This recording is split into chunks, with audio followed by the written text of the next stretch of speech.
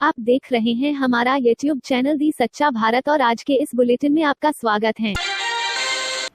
जिले के गुड़ा इंदला थाना क्षेत्र सीमा में आने वाले डेंडा गांव में बुधवार सुबह स्टेशिटर जब्बर सिंह मणियारी पर अज्ञात लोगों ने फायरिंग कर दी। यह फायरिंग की घटना जब हुई जब जब्बर सिंह अपनी माइंस पर गाड़ी में बैठकर जा रहा था।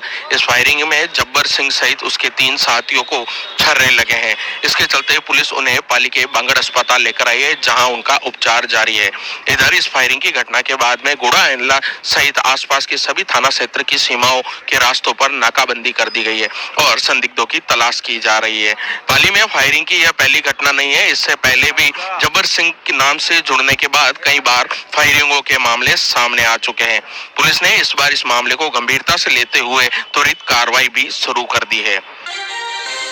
कांग्रेस में इलेक्टोरल कॉलेज को लेकर ट्रंप समर्थकों ने कैपिटल बिल्डिंग में किया हंगामा। वॉशिंगटन में लगाया गया कर्फ्यू। लंबे समय से जारी विरोध के बीच सरकार संग बातचीत से पहले आज किसानों का होगा शक्ति प्रदर्शन। केएमपी एक्सप्रेस वे पर करेंगे ट्रैक्टर मार्च। पाकिस्तान में हमले की तैयारी में जुटा है अलकायदा। 130 आतंकियों को इसके लिए दी गई ट्रेनिंग। लखनऊ में गैंगवार की थी आशंका। मुख्तार अंसारी के करीबी अजीत सिंह की गोली मारकर की गई हत्या। हाईकोर्ट ने सिविल सेवा परीक्षा पर रोक से किया इनकार। केंद्र और यूपीएससी से मांगा जवाब। भारत और जापान के बीच कुशल कामगारों की सहभागिता समझौते को मिली कैबिनेट की मंजूरी। ये समझौता आपसी संपर्क को बढ़ाएगा। उद्धव ठाकरे ने केंद्र सरकार को लिखी चिट्ठी। औरंगाबाद एयरपोर्ट का नाम बदलकर छत्रपति संभाजी महाराज करने की गुजारिश की। हाईकोर्ट ने भ्रष्टाचार केस में जांच की दी इजाजत। एफआईआर रद्द करने से भी किया इनकार। चीन से चल रही तनातनी के बीच भारतीय सेना को मिली 1 लाख स्वदेशी बुलेट प्रूफ जैकेट्स। तय वक्त से 4 महीने पहले ही हुई सप्लाई। तो दोस्तों, ये थी बीते घंटे की कुछ प्रमुख खबरें।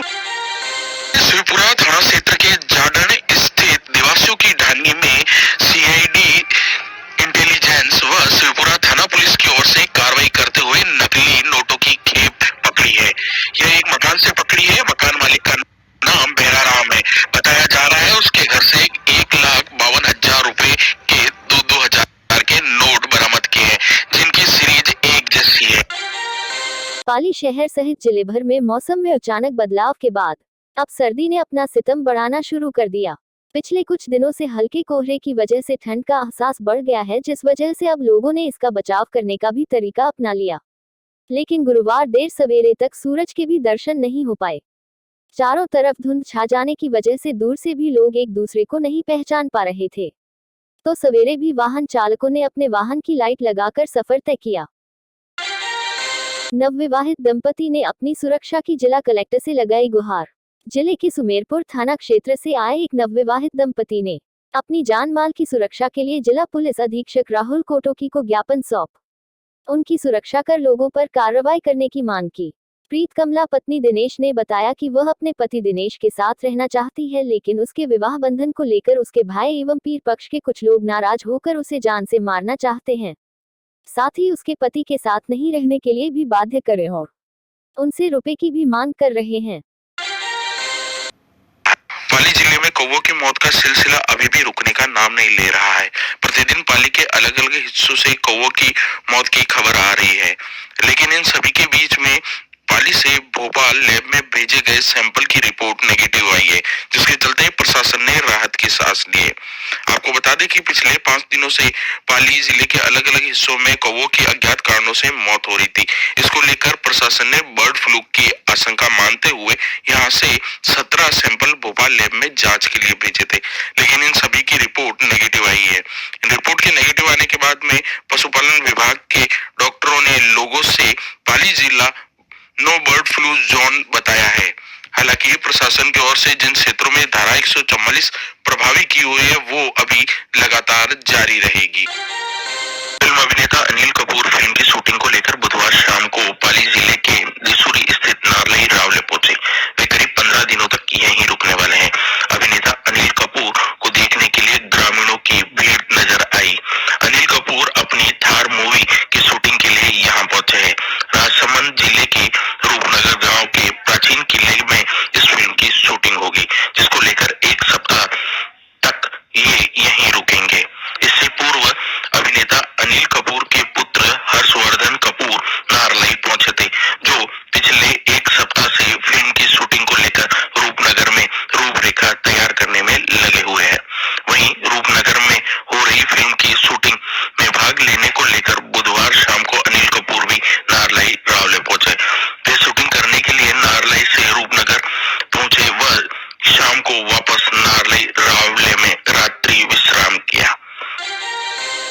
बॉलीवुड लेजेंड कपिल देव 6 जनवरी को अपना 62वां बर्थडे सेलिब्रेट कर रहे हैं। कपिल के बर्थडे के मौके पर एक्टर रणवीर सिंह ने एक इमोशनल पोस्ट लिखते हुए कपिल देव को विश किया। Ranveer Singh Indian cricket team की पहली वर्ल्ड कप जीत पर बन रही फिल्म 83 में कपिल देव के रोल में नजर आएंगे। रणवीर ने सोशल मीडिया पोस्ट में लिखा, शुक्रिया सर, हमें अपनी कहानी को बताने की परमिशन देने के लिए। हम आज के दिन आपकी अच्छी सेहत और खुशी की कामना करते हैं। बता दें, फिल्म 83 का डायरेक्शन कबीर खान ने किया है। दीपिका पादुकोण कपिल देव की पत्नी रोमी के किरदार में होंगी। कंगारू कप्तान टिम पेन का मानना है कि भारतीय स्पिन गेंदबाजों के लिए उनके बल्लेबाजों के पास बेहतर प्लान है। पेन ने कहा कि ऑस्ट्रेलियाई बल्लेबाज अश्विन को ज्यादा से ज्यादा ओवर फेंकने के लिए मजबूर करेंगे। मोहम्मद सिराज और नवदीप सैनी के खिलाफ ऑस्ट्रेलियाई बल्लेबाज आक्रामक रवैया अपनाएंगे। साथ ही कोशिश करेंगे कि जसप्रीत बुमराह और अश्विन को थका दिया जाए। देश में कोरोना को हराने वालों का आंकड़ा 1 करोड़ के पार हो गया है। इसका मतलब ये है कि देश में अब तक 1 करोड़ 3 लाख लोगों को कोरोना हुआ और इनमें से 96.3% लोग ठीक भी हो गए। 1.4% मरीजों की मौत हुई, जबकि 2.2% मरीजों का इलाज चल रहा है। वहीं मेडिकल इंफ्रास्ट्रक्चर के मामले में 191 देशों में से 112वें नंबर पर होने के बावजूद हमारे यहाँ दुनिया के टॉप 20 संक्रमित देशों के मुकाबले सबसे तेज रिकवरी रेट है। भारत में हर 100 मरीज में से 96 ठीक हो रहे हैं। टीकरी बॉर्डर पर प्रदर्शन कर रहे किसानों ने अपने रहने और खाने की व्यवस्था दुरुस्त की हुई है, लेकिन उनमें से कुछ प्रदर्शनकारियों ने अपने पीने की व्यवस्था भी की हुई। यहाँ शाम होते ही शराब के ठेकों पर भीड़ लग जाती है। इस भीड़ में युवा भी हैं, अधेड़ भी हैं और बुजुर्ग भी। ठेके से शराब खरीदी जाती है और उसके खाली डिब्बे सड़क पर फेंक दिए जाते हैं। सामने एक नॉनवेज रेस्टोरेंट भी है जिसमें शौक से टैग लगाए जा रहे हैं। एक बार को देखने में तो ये जरूर लगेगा कि किसान को शराब से क्या मतलब, लेकिन अगले ही पल ये जवाब आता है कि दिल्ली या हरियाणा में शराब पर प्रतिबंध तो नहीं है, तो इसे गलत कैसे कहें। ठेके पर भले ही भीड़ दिखे, लेकिन शराब व्यापारियों का धंधा मंदा ही चल रहा है। रास्ते बंद होने के कारण आसपास के ग्राहक दुकान तक नहीं पहुंच पा रहे। अंधेरा होते ही कुछ ट्रॉलियों के अंदर पैग बनने लगते हैं, लेकिन जिस वक्त कुछ चुनिंदा लोग शराब के पैग लगा रहे होते हैं, उसी वक्त हजारों लोग कड़कड़ाती ठंड में ट्रॉलियों में सिकुड़ कर बैठे भी होते हैं।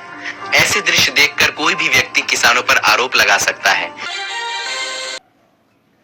सरकार के 18 जनवरी से स्कूल, कॉलेज और कोचिंग संस्थान खोले जाने के फैसले के बाद सरकारी और निजी स्कूलों ने इस निर्णय का स्वागत किया है।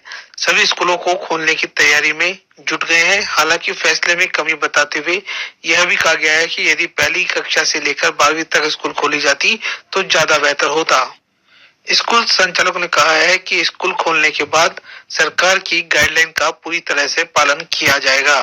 कई स्कूलों ने सोशल डिस्टेंसिंग की पालने के लिए गोले लगाए हैं और सैनिटाइजर की व्यवस्था करना भी शुरू कर दिया है। ठीक लिए है, थोड़ा से फैसले में जरूर कमी रही है कि केवल 9 से 12th वाले बच्चों को ही शामिल किया गया है, जबकि 60% करीब बच्चे ऐसे हैं जो ऑनलाइन एजुकेशन से नहीं जुड़ पा रहे हैं। ग्रामीण क्षेत्रों में तो 80% के करीब है, क्योंकि उनके पास संसाधन नहीं है, और जिनके पास छोटे मोटे संसाधन व नेटवर्क की व्यवस्था अच्छी नहीं होने की, या स्कूलों के पास भी ऑनलाइन के पर्याप्त संसाधन होने से नहीं जुड़ पा रहे थे, उस बच्चे को 9 महीने पीछे हो गया। यानी हमारी क्लास में 2 बच्चे हो गए। एक बच्चा वो जो संसाधन के साथ है वो आगे बढ़ रहा है, एक बच्चा जो संसाधन से पीछे है वो नहीं बढ़ पा रहा। साथियों, इंडिविजुअल, इंडस्ट्री, इन्वेस्टमेंट, इन सब का तालमेल भारतीय रेलवे को भी निरंतर आधुनिक बना रहा है। कौन भूल सकता है हमारे यहां रेल यात्रियों के क्या अनुभव होते थे। हम भी उन मुश्किलों के साक्षी रहे हैं। शायद ही हम में से कोई ऐसा हो कि जिसको इन मुश्किलों से न गुजरना पड़ा हो। बुकिंग से लेकर यात्रा समाप्ति तक शिकायतों का ही अंबार रहता था। साफ सफाई हो, समय पर ट्रेन चले, सर्विस हो, सुविधा हो या सुरक्षा, मानव रहित फाटकों को खत्म किया जाने वाली बात हो, हर स्तर पर रेलवे में बदलाव लाने की मांग होती रही है। बदलाव के इन कामों को बीते वर्षों में नई गति दी गई है। स्टेशन से लेकर के डिब्बों के भीतर तक साफ सफाई हो या बायोडिग्रेडेबल टॉयलेट्स हो, खाने पीने से जुड़ी व्यवस्थाओं में सुधार हो या टिकट बुकिंग के लिए आधुनिक व्यवस्था हो, तेजस एक्सप्रेस हो, वंदे भारत एक्सप्रेस हो या विस्टाडोम कोचेज का निर्माण, भारतीय रेलवे आधुनिक हो रही है, तेज गति से हो रही है और भारत को तेज गति से आगे ले जाने के लिए हो रही है। साथियों, बीते 6 साल में नई रेल लाइन, रेलवे लाइनों के चौड़ीकरण और बिजलीकरण पर जितना निवेश किया गया है उतना पहले कभी नहीं किया गया।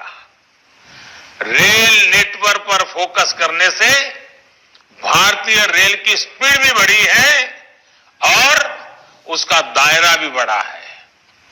वो दिन दूर नहीं जब नॉर्थ ईस्ट के हर राज्य की राजधानी रेलवे से जुड़ जाएगी।